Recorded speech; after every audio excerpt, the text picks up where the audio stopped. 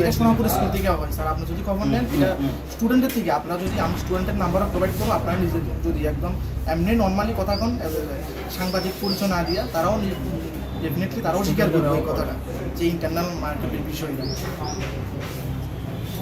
তাহলে মানে আপনারা যে 12 জনের বিরুদ্ধে যে কমপ্লেন আছে ওদের মধ্যে কিছু মুসলিম কিছু আছে, কিছু তো ধরেন না স্যার 2 জন কি 3 জন এরও প্রশ্নই ওঠে না। তাহলে স্টুডেন্ট 100-150 স্টুডেন্ট যদি যান কোনোদিন দেখবেন, এবং তারা বাড়ির স্কুলের সঙ্গেই একদম যে স্কুলে থাকতে করে 100 মিটারের মধ্যে। কারণ আইএস অফিসে তো আপনারা আছেন, আইএস সাথে কি করছে? আইএস স্যারই কোশ্চেন যে মানে যদি মানে নেক্সট টাইম এই ধরনের কোনো ধরনের মানে এলিগেশন আইয়ে তাইলে আপনাদের প্রুফ হয় তাহলে স্যার আইনানুগ ব্যবস্থা নেবে। আচ্ছা, মূলত রাজ্য সরকার, আমরা তো সবাই জানি রাজ্য শিক্ষা দপ্তর সরকারি শিক্ষকরা টিউশন করতে হতো, এটা নিষেধাজ্ঞা আছে, কে করতে হতো।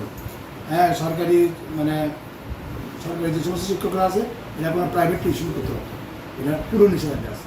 কিন্তু তা সত্ত্বেও কিছু কিছু শিক্ষক বিভিন্ন কানে টিউশনই করে, অনেক কানে করে, বিভিন্ন টাউনে সব কানে করে। কিন্তু যখন অভিযোগ আইছে, এমন টোটাল 12 জনের অভিযোগ আছে, 12 নাকি স্যার? কিন্তু এর মধ্যে একজন আমরা ডিস্ট্রিক্ট আছে, সিপাহী জেলার ডিস্ট্রিক্ট।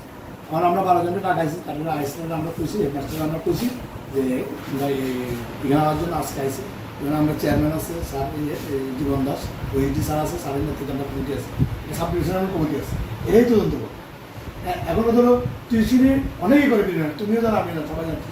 এখন অভিযোগ যখন হয় তখন আমরা এটা যাই, আমরা তারা 12 জন টাকায় আনছি, টাকায় আমরা বুঝি সরকারি যে নির্দেশে গেছে যে এইটা সরকারি নির্দেশ, তোমরা টিউশন করতে একদম টিউশন করা যেত।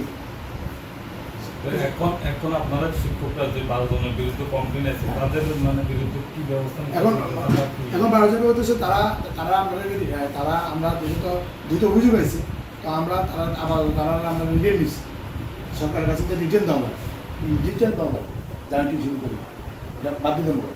আমরা কমিটির সিদ্ধান্ত নিয়েছি যে তোমরা আমাদের রিটেন দাও, সবার ফোন নাম্বার পাইছি, আমরা পরবর্তী সময় আমরা এটা সরজমিনে তদন্ত করব। আমরা এখন তো এরকম অভিযোগ পাইতে